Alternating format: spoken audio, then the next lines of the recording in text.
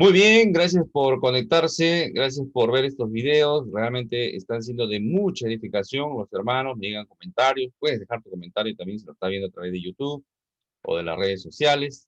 Te animo a suscribirte, compartir estos estudios. Hoy día entramos a una nueva etapa del estudio bíblico según el Evangelio según San Mateo. Vamos a estudiar a un bloque interesante, comenzando con el capítulo número 8 del 1 al 4 dice, cuando descendió Jesús del monte, le seguía mucha gente. No había terminado el sermón del monte. Y aquí vino un leproso y se postró ante él, diciendo, Señor, si quieres puedes limpiarme. Jesús extendió la mano y le tocó, diciendo, quiero, sé limpio. Y al instante su lepra desapareció. Entonces Jesús le dijo, mira, no lo digas a nadie, sino ve, muéstrate al sacerdote y presenta la ofrenda que ordenó Moisés para testimonio a ellos. Interesante, este es un tema bastante interesante, pero quiero dar algunos alcances en cuanto a estos siguientes capítulos que vamos a estudiar.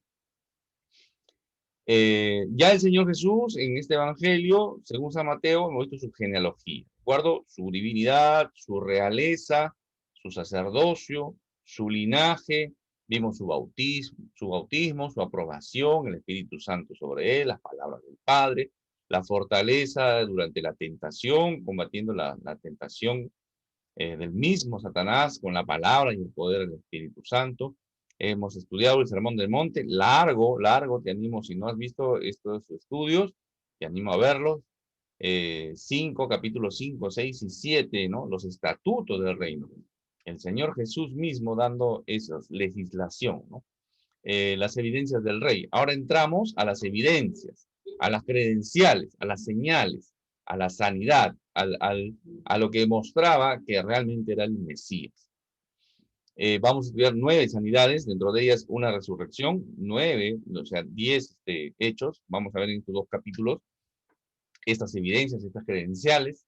Interesante cuando el apóstol Pedro, ¿no? En Hechos 2:22 dice, varones israelitas, oíd esta palabra, Jesús Nazareno, varón aprobado por Dios entre vosotros con las maravillas, prodigios y señales, ¿no? Los milagros, en otras palabras, que Dios hizo entre vosotros por medio de él, como vosotros mismos sabéis.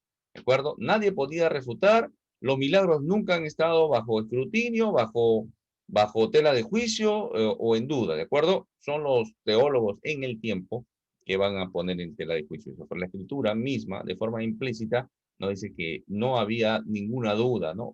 Entre vosotros, o sea, si había una farsa, alguna mentira, lo podían comprobar, pero Pedro está hablando con convicción y con conocimiento de causa, ¿no? Mateo es un libro de transición. Este es un dato importante también a ustedes, estudiosos de la escritura. Mateo es un libro de transición. Qué interesante, justo está al inicio del Nuevo Testamento, ¿de acuerdo? Pero es un libro de transición entre el Antiguo y el Nuevo Testamento. Ya, es más, Mateo tiene muchas analogías entre lo que hizo Moisés y lo que él está haciendo, ¿no? Moisés tiene 5 rollos, él termina el Sermón del Monte con una frase que se repite 4 veces, haciendo 5 divisiones también como 5 discursos en Mateo. Hace la analogía entre lo que hace el Señor Jesús y lo que hizo Moisés. Hay una transición, ¿de acuerdo? Eso hay que entender, ¿ya? Mateo es un libro dirigido a judíos. Habla del rey, habla del Mesías, ¿de acuerdo? Habla del reino de Dios. El reino de los cielos, va a decir él. Señales para los judíos, ¿ya? Es interesante, este es un dato también interesante. ¿Por qué lo menciono? Porque todos estos datos nos ayudan a comprender más adelante o en nuestros estudios o en nuestra lectura otras cosas, ¿de acuerdo? Como por ejemplo Pablo, escribiendo a la iglesia en Corinto, dice, porque los judíos piden señales y los griegos buscan sabiduría. Los judíos son los que buscaban las señales, ¿de acuerdo? Los judíos, siempre la escritura hace el énfasis de las señales para los judíos. Para que los judíos, ¿por qué? Porque los judíos iban a esperar al Mesías y el Mesías tenía que hacer estas cosas. Ojo con, ¿por qué lo menciono? Porque no es relevante las señales dentro de la iglesia, ¿ya? Ojo con este dato, ¿ya? Ojo con este dato. Y así a veces descartamos muchas sectas, muchas falsas doctrinas, mucha gente sensacionalista, mucha gente que lucra con el evangelio o mucha gente que pervierte el evangelio, ¿ya? Ojo con ese dato. Eh, salvación por el pueblo, salvación para el pueblo judío, ¿de acuerdo? Cuando comienza la salvación, el ofrecimiento de la salvación es al pueblo judío, ¿ya? Pueblo, ahí en Deuteronomio 18, 15 y 18, Moisés hablando va a decir que va a venir un profeta, va a venir alguien, ¿no? Que le va a hablar en nombre de Dios, ¿de acuerdo? Va a ser ahí está, ¿no? Se levantará en medio de ustedes, ¿no? Entonces, ¿qué está? Por eso que la mujer samaritana en Juan 4, ¿no? Le va a decir, cuando va a anunciar, dice, parece que he encontrado el profeta que decía Moisés, ¿no? Así lo entendían los samaritanos. Los judíos entendían como el hijo de David, ¿no? Del linaje de David. Título hijo de David, ¿no? Era un título mesiánico, ¿ya? Entonces, el ofrecimiento de la salvación primero al pueblo judío. El pueblo judío desprecia la salvación, ¿ya? Desprecia la salvación. Por eso que el Señor Jesús, ¿no? Comienza ya en Hechos, en el libro de Hechos, que es otro libro de transición, también hay un ofrecimiento primero al pueblo judío y después comienza como el pueblo judío rechaza el ofrecimiento, mata a sus profetas, a sus enviados, ¿no? En la iglesia comienza a ver el surgimiento de la iglesia, que es el paréntesis, ¿de acuerdo? Por eso que la iglesia no puede ser la continuidad de Israel. Israel volverá a aparecer en la historia en los tiempos del Señor. ¿De acuerdo? Ojo con esos datos. Quería darles esos datos aprovechando que estamos acá. Entramos a nuestro pasaje bíblico. Entonces el Señor termina este sermón, ¿no? La gente queda asombrada, maravillada. El mismo Señor Jesús, ¿no? Ya no es como Moisés en el Antiguo Testamento recibiendo la ley y entregándola, sino es el mismo Señor Jesús quien va a dar la ley. Él es el legislador, ¿de acuerdo? Él es Dios mismo dando la legislación. Dios hombre, ¿de acuerdo? Dios hombre. El único que tiene esas dos naturalezas, Dios hombre. Inició las muestras de su credencial, ¿de acuerdo? En esos capítulos vamos a observar no todas, sino algunos de los milagros, algunas de las señales, algunas de las sanidades. Vamos a ver su poder sobre la enfermedad, sobre la contaminación, eh, vamos a ver sobre lo sobrenatural también, ¿no? Sobre la naturaleza, sobre el mundo demoníaco, satánico. Vamos a ver su poder sobre todas esas áreas, ¿no? Todas esas, solamente Dios mismo podía mostrar, ¿de acuerdo? Por eso que los judíos es complicado como ellos, viendo los milagros, no podían creer y aprobar que era el Mesías que ellos esperaban, el Salvador del mundo, ¿de acuerdo? Ya queda claro que este es un bloque de los evangelios dentro de los evangelios sinópticos, Mateo, Marcos y Lucas, ¿no? Y también Juan va a dar otros milagros más que no mencionan los sinópticos. Entonces, esas son las credenciales, ¿de acuerdo? Es interesante cómo las sanidades se dan en este mundo hace 2000 años prácticamente, ¿no? Hace 2000 años, donde no había antibiótico, no había vacunas.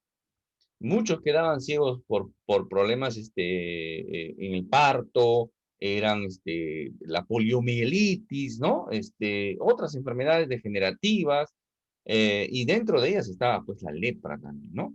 Y eso justamente es nuestro tema de hoy, ¿ya? Las tres primeras sanidades del bloque de 9 nos muestran la misericordia y la compasión de Dios. Así comienza, ¿no? Así el Señor muestra en estos milagros su compasión, ¿no? Él toma esa decisión de darle sanidad. Eh, ¿Por qué? Porque vamos a ver al leproso, vamos a ver al esclavo de un soldado y a una mujer. En realidad, podríamos considerar a este tipo de personas como marginados de la sociedad. Ya eran marginados de la sociedad. Eran personas que no estaban insertas ni siquiera en la sociedad. ¿De acuerdo? Entonces estaban apartados. Y de ahí podríamos incluso incluir en esta sanidad, en este bloque de marginados, al endemoniado también, a los niños también, ¿ya? Pero en estos tres milagros vamos a ver al leproso, vamos a ver un esclavo de soldado y una mujer que es sanada, ¿de acuerdo? El primero, él mismo pide, ¿no? Pide si es la voluntad del Señor que sea sanado. En el segundo, este soldado romano, pide por su esclavo, intercede, ¿no? Y en el caso de la mujer, hay muchos que piden, ¿no? Entonces, todo esto hay mucha riqueza. Yo solamente estoy haciendo un barrido, ¿ya? Leproso, eh, podríamos entender como una traducción como escamoso, ¿de acuerdo? Alguien que tenía problemas de la piel, actualmente la podemos conocer como la enfermedad de Hansen, y, este es una enfermedad que tiene variedad, ¿no? Muchas de las enfermedades de la piel no necesariamente son lepra, pero aparentemente que la enfermedad de Hansen sí era la que mencionan en la escritura, ¿ya? Esta era una enfermedad contagiosa. Actualmente no se considera una enfermedad contagiosa porque casi el 90%, de acuerdo a los estudios, he encontrado por ahí unas estadísticas, no es contagioso. No es contagioso al 90%. O sea, hay un 10% que sí se podría contagiar. Pero entendemos que no es contagioso. Pero en la época del Señor Jesús entendemos que sí era contagioso. ¿Cómo sería? ¿Cómo no sería? Vamos a verlo hoy. Y esto es interesante porque yo tengo un estudio bíblico, ¿no? Lo puedes buscar ahí, se llama la solución a la pandemia, se llama, está en YouTube, ¿no? La solución a la pandemia se llama, donde menciono algo un poquito de esto, ¿no? Cómo lo que la ciencia médica en la actualidad, ¿no? Ha encontrado o ha tomado acciones que de repente que si hubieran leído la escritura o tomado en cuenta la escritura, muchos de estos problemas se hubieran evitado, ¿no? Contagios, sobre todo. Hace 200 o 300 años recién se acató, por ejemplo, de la cuarentena, ¿no? La famosa cuarentena o la separación de alguien que tenía una enfermedad desconocida, ¿no? Y esto ya el Señor, el mismo Dios, ¿no? A través de Moisés ya lo había establecido, eso está en Levítico 13, ¿no? Que debía ser separado del campamento. Hace 3.500 años, miren, estaba en la escritura. Nosotros ahora lo hemos aprendido esto todo el mundo de primera mano, ¿no? El sacerdote era el que hacía de médico, ¿de acuerdo? Él es el que determinaba la gravedad. El sacerdote, sumo sacerdote, los hijos eran los que fungían pues de médico, ¿no? Ellos veían, a ver, esta es una mancha blanca, ¿no? Hay una erupción cutánea acá. Entonces ellos determinaban y lo separaban, 7 días. Y ellos iban evaluando el progreso. Si después de 7 días eso aumentaba o no, o se agravaba o empeoraba, lo consideraba como inmundo. Ya, ahí está en Levítico 13. Tienes que leer Levítico 13 y ahí vas a entender un poquito más lo que te estoy contando. Ya, entonces, y si no progresaba, se sanaba, volvía a ser insertado en el círculo del campamento de la sociedad judía. ¿De acuerdo? Dice, si era confirmada la lepra, ¿no? La persona que era confirmada la lepra, entonces esa persona tenía que tener su ropa rasgada. Rasgada. Es como si alguien le rasgara la ropa, eso es lo que da a entender la escritura. Tenía que tener su ropa rasgada, ¿no? Raída, cortada, ¿no? En tiras, o en hilachas, o en andrajos, podríamos decir nosotros. La cabeza descubierta, ¿no? La cabeza descubierta, pero tapada la boca, ¿no? Tapada la boca. Eso está en Levítico 13. ¿Se dan cuenta? Esto está en Levítico 13. Porque se ha determinado que si hay un contagio de lepra o una de estas enfermedades, se podría transmitir a través del habla, del aliento, de la boca. Entonces, ya ahí había establecido que tenía que cubrirse, era descubierto la cabeza, pero tapada la boca, ¿ya? Y justamente nos tocó vivir en esta época, ¿no? Así que entendemos muy bien eso. No hay que dar muchos datos, pero ahí está. Ahí está en la escritura, Levíticos 13:45, ¿de acuerdo? Y no solamente tenía que tomar esas acciones, sino también que el leproso, cuando estaba gente cerca donde ellos estaban, en las laderas, apartados de los pueblos, ¿no? Y había de repente viajeros, ¿no? Caminantes que estaban haciendo dentro de la ruta. Entonces ellos tenían que gritar, inmundo, inmundo, ¿no? Soy inmundo, traduce esta traducción en especial. Entonces, ellos tenían que advertirse, ¿no? Advertir que eran inmundos, ¿no? Entonces, ¿qué hacían las personas? Tomaban sus precauciones y se apartaban más, ¿no? A una distancia segura. Su vida estaba destinada ya confinada al ostracismo, ¿no? O sea, ¿qué quiere decir eso? Apartados de la sociedad, lejos de la sociedad, ¿no? Lejos, fuera de la sociedad. O sea, estaban, es más, está en número 5.2, ¿no? Ordena a los hijos de Israel que despidan del campamento a todo leproso y a todo afectado de gonorrea y a cualquier contaminado por cuerpo muerto. Interesante, eso decía la escritura.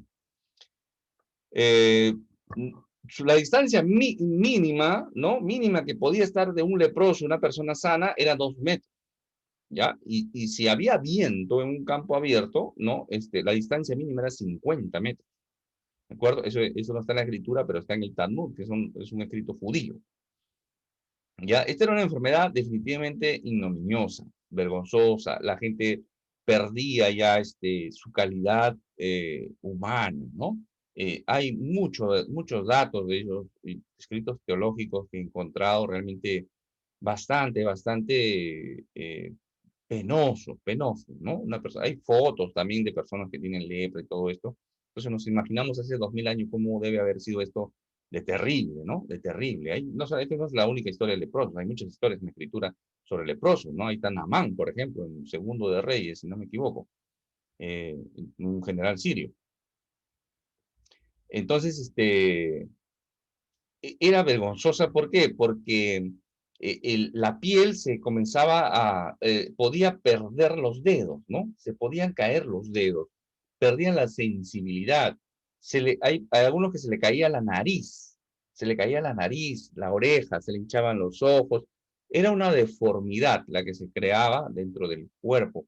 Eh, este, y no solamente eso, sino que por la falta de irrigación, eran como unas esponjas, la piel se esponjaba, no había irrigación sanguínea, todo un procedimiento, te animo a buscar sobre la lepra, y eso generaba supuración y definitivamente hedor, ¿no? Una fetidez corporal, o sea, en estar cerca a un leproso debió haber sido, incluso algunos dicen que se quedaba una sensación en la garganta, ¿no? De un sabor en la garganta por el mal olor, o sea, era terrible, ¿no? Entonces, era una enfermedad, era una muerte en vida, ¿no? La lepra era una muerte en vida. Poco a poco, progresivamente, hay estudios más recientes o comentarios más actuales que había un hombre que quería abrir un candado con una llave estaba ya oxidada.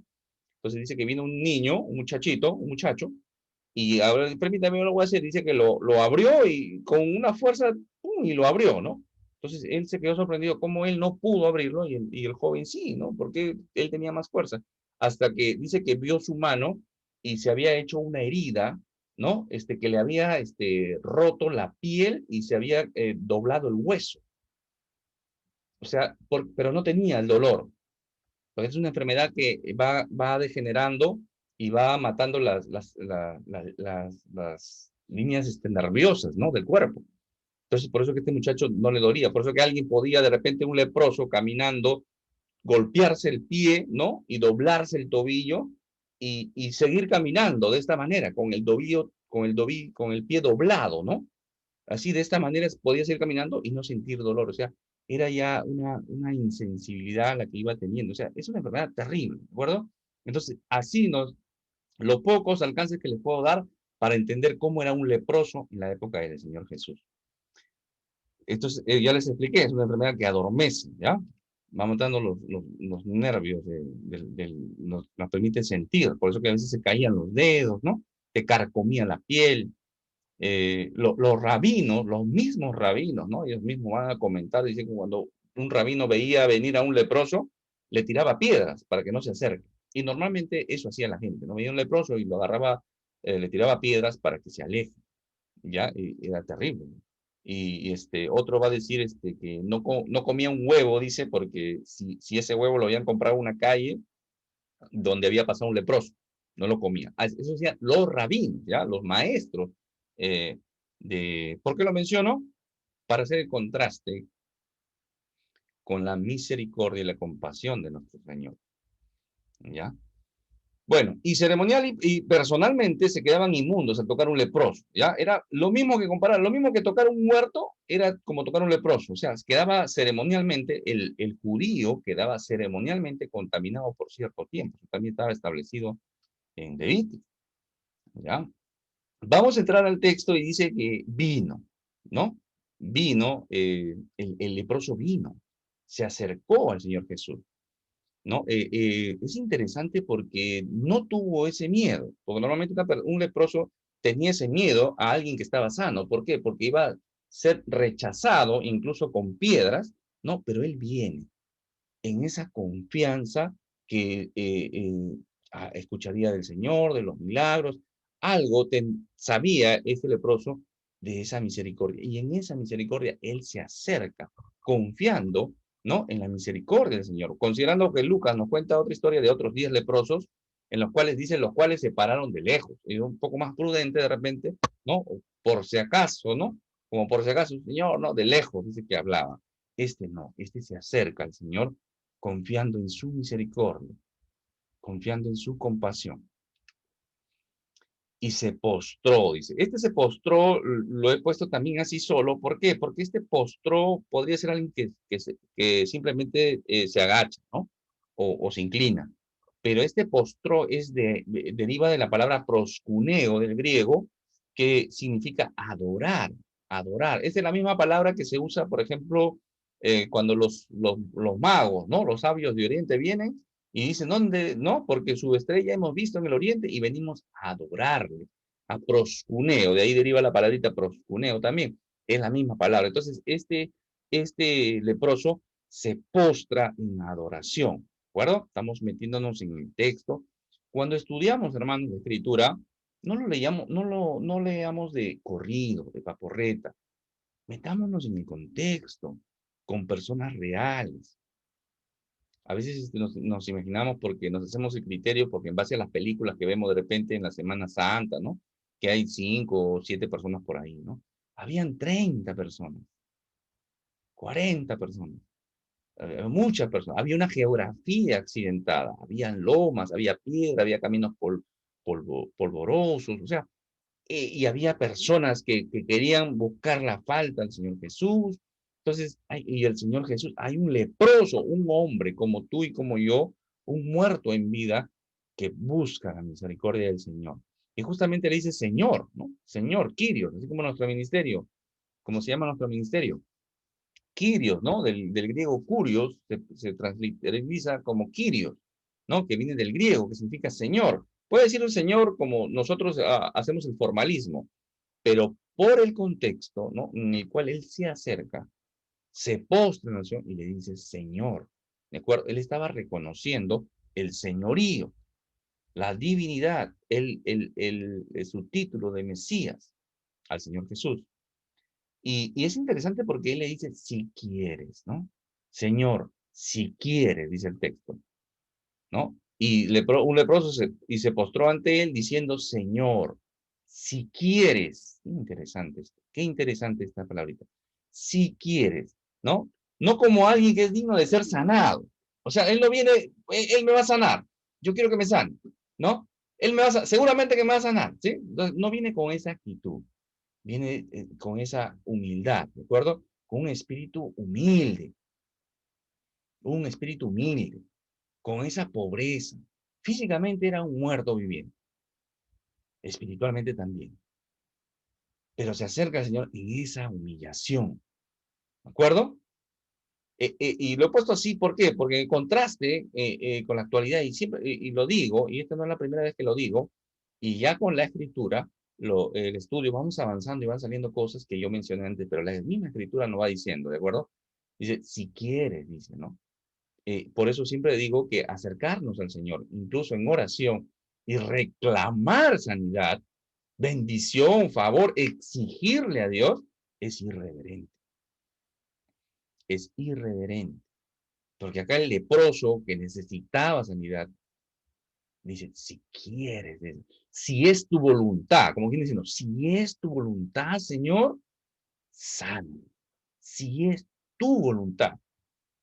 Si es tu voluntad. Muchas veces la enfermedad ha servido para Hay tantos testimonios de personas que han sido arrogantes, soberbias, autosuficientes, y cuando se han visto postrados en un lecho, y ni siquiera dependiendo de la medicina moderna, solamente han podido apelar a Dios. Y así han conocido, en un lecho, en una cama de hospital, han conocido al Señor Jesucristo. A veces la enfermedad sirve para eso. Y a veces la enfermedad sirve para que los familiares de esa persona enferma también pongan su mirada en el Señor. Tantas personas están bien hoy, un cáncer fulminante, y ya no están al mes siguiente. Tengo un compañero que falleció hace poco. Digo yo, trabajando, estaba trabajando, todo normal, le he visto hace algunos meses, y ya no está. Y no tenía una crisis, una enfermedad crónica larga, ya no está acá.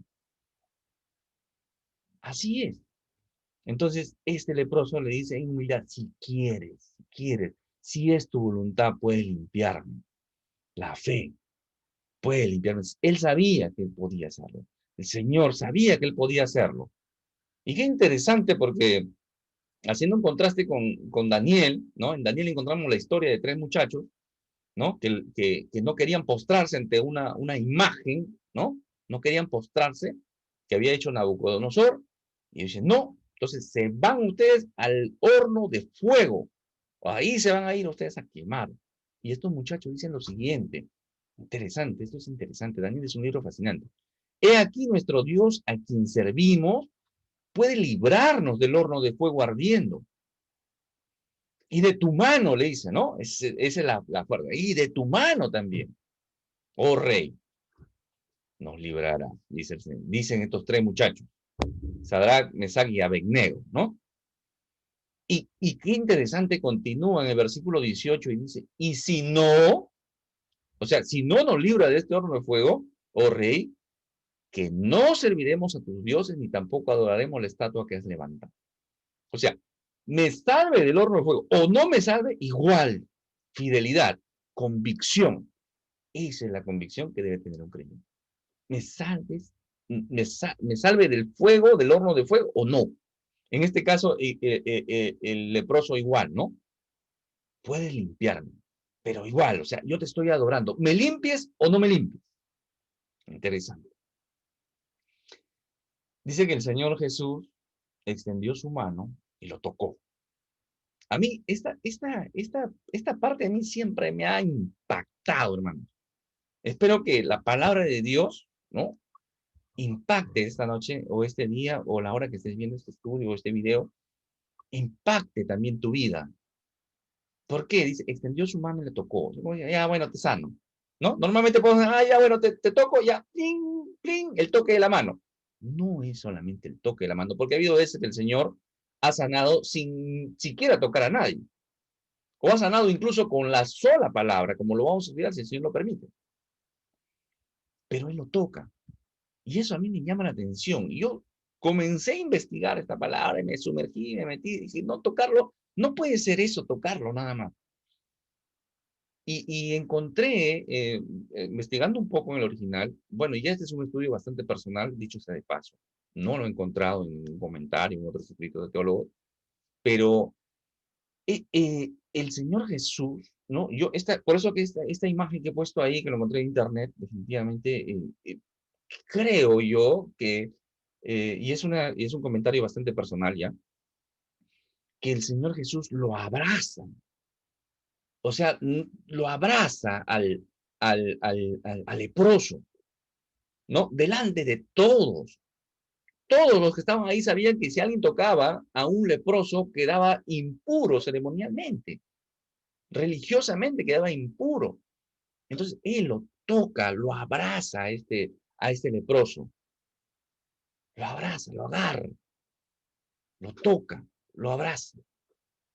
Y ese es el impacto. Nadie que es tocado realmente en fe por el Señor Jesús queda igual. Este hombre, imaginémonos este hombre que es un marginado de la sociedad. Nadie lo quiere tocar, ni siquiera acercarse a él. Ustedes no creen que en sus emociones, ¿no? En sus emociones, él no necesitaba que alguien lo abrace. ¿Cuánto tiempo, cuántos años haría que él no lo abrazaba a alguien? que no estaba junto al calor de algo y está maloliente. Y el Señor lo abraza. Qué interesante, ¿no? Porque la palabra tocar es extender la mano sobre algo, extender la mano sobre algo. Y es la misma palabra, ¿no? Y esto ya encontré la misma palabra en otro versículo, en Juan 20:17, ¿no? Jesús le dice, no me toques porque aún no he subido a mi Padre. Y normalmente la gente cuando lee este pasaje, ¿no? Y no comprende el contexto, dice, no me toques, ¿no? Es María Magdalena quien lo quiere tocar, ¿ya? Y él le dice, no me toques, es como algo arrogante, algo soberbio, ¿no? Dice, el Señor no quiere que lo toque. No, si había permitido que le toquen, había mujeres en el camino que se habían agarrado a sus pies y lo estaban adorando, ¿no? Él mismo había dicho, ¿no? Mete tu mano acá en la marca de los clavos, acá a mi costado, ¿no? A Tomás. O sea, el contexto de ese no me toques es que María Magdalena se había aferrado al Señor Jesús como quien diciendo, eh, ha resucitado, mi Rabón y mi gran maestro, ¿no? O sea, ha resucitado, ya no te vas a, como que no te vas a volver a ir, ¿no? No te me vas a volver a escapar, diríamos nosotros, ¿no? Vas a hacer, entonces le dicen, no, así no ese es el procedimiento, ¿no? Yo tengo que ir, ¿no? Tengo que ir con el Padre, ese es lo que está. Pero el hecho de tocar acá es agarrar. Y es la misma palabra que dice acá, extendió la mano y lo tocó. O sea, y yo entiendo que lo agarró, lo abrazó, ¿de acuerdo? Y así sea, solamente que lo haya puesto la mano en el hombro, en la cabeza, donde sea, el solo hecho de sentir que alguien lo toca es leproso. Y no solamente lo toca, ¿no? Sino que lo sana. Es algo, este es un cuadro espectacular, hermano. Esto es genial. Esto es genial. Acá juega la misericordia de Dios. Acá interviene la gracia del Señor. El mismo Dios, la misericordia, sin importar el mal olor. ¿Cómo estaría ese hombre sin nariz, sin oreja, los ojos hinchados? No lo sé, no sabemos cómo está. Pero dice, es que interesante porque el pasaje paralelo en Lucas dice que el leproso que se acerca estaba totalmente de lepra. Eso dice Lucas, de este mismo pasaje. Y esto está en los sinópticos, está en Marcos también. ¿Ya? Pero Lucas dice que estaba totalmente leproso. Así lo dice Lucas, no lo he puesto, pero búscalo. Busca el pasaje paralelo. ¿De acuerdo? Entonces, la gente que estaba ahí definitivamente sabía y vieron que era un leproso, leproso. Muy avanzado, seguramente porque dice que estaba totalmente lleno de lepra. Y el Señor lo toca, lo sana en la lepra. Le da algunas instrucciones, de acuerdo a Levítico 14, ¿no? Él tenía que, cualquiera que era sanado, estaba en Levítico 14, después las indicaciones del 13, en el 14 estaba, si alguien era limpiado, sanaba de su enfermedad cutánea, ¿no? Y la lepra no solamente afectaba la parte de la piel, también se hacía sistémica, o sea, afectaba también órganos internos. Era como un cáncer por fuera y por dentro. ¿De acuerdo? Entonces, y tenía que ir. Entonces, no le hubiera mandado al sacerdote si no estuviera totalmente limpio. Él quedó totalmente limpio. La monstruosidad en la que estaba hecho quedó y se sanó. Dice la palabra, quiero ser limpio. Y al instante, dice Mateo, al instante su lepra desapareció. Ese hombre quedó restaurado. No son los milagreros contemporáneos, ¿no? No te preocupes, ya, anda nomás, ya el Señor te ha sanado. En las próximas semanas ya vas a ir mejorando. Eso no fue así. El Señor sanaba y sanaba, completo. ¿De acuerdo? Bueno, le da algunas indicaciones también, dentro de ellas no decirle contarle a nadie, ¿no? Que vaya, que cumpla lo establecido por la ley, Señor, cumpliendo con la ley, ¿no? Pero no le digas a nadie, ¿no? No le digas a nadie se ha interpretado de muchas formas, pero es especulativo en gran manera, ¿no? Pero entendemos que no quería hacer ese sensacionalismo, ¿no? Ese llamar la atención, no era un momento para llamar la atención. Levantar judíos, los romanos podían venir, ¿no? Entonces el Señor, o de repente que la gente no se acerque solamente por el milagro, por la sanidad, como lo hacen muchas personas. Se acercan por el milagro, no, pero no con la fe realmente en el Señor Jesús, porque tienen una enfermedad peor, mucho, mucho peor. El propósito principal del Señor era limpiar el pecado. Ese era el propósito principal, ¿de acuerdo? No hacerse famoso por milagrero. La lepra, un excelente símbolo de pecado. La lepra simboliza la contaminación del pecado, definitivamente, ¿no? Después de haber entendido un poquito la lepra, podemos entender un poquito la lepra, el pecado como la lepra, ¿no? Cómo se contagia. El pecado se contagia, avanza lento, adormece tu conciencia, así como a la gente se le caen los dedos, ¿no? ¿No? Se le caía la nariz, la conciencia del hombre en pecado se comienza a adormecer, ¿no? Permítame contarles acá una historia rapidito sobre esto justamente hablando del tema de adormecer, cómo el pecado adormece.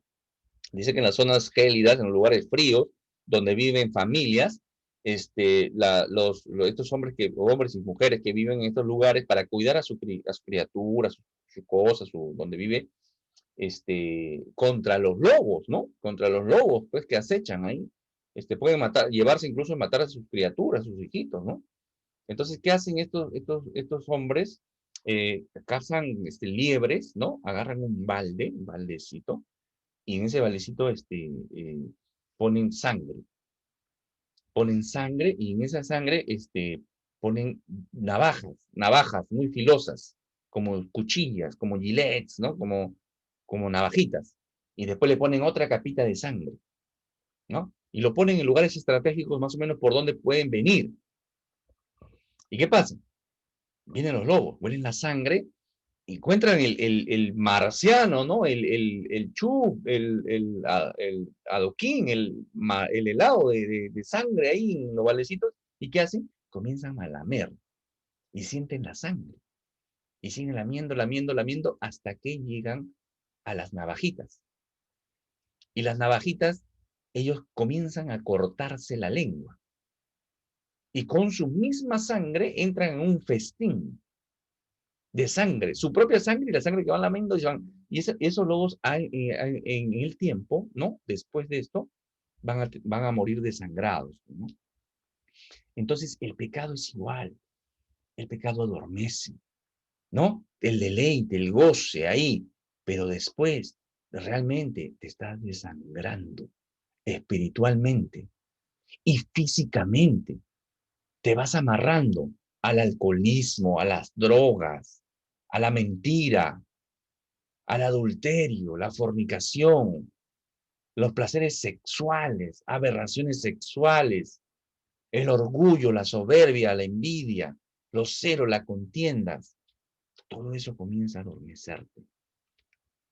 Y te comienza a matar. La lepra te marginaba entre los hombres, el pecado lo hace ante Dios. Algo que la lepra es algo que no podía sanarse. El leproso no podía autosanarse. No había medicina. Para el pecado tampoco lo hay. Solamente la medicina es Cristo. Solamente en Cristo puedes obtener la sanidad para tu lepra, para tu pecado. ¿De acuerdo?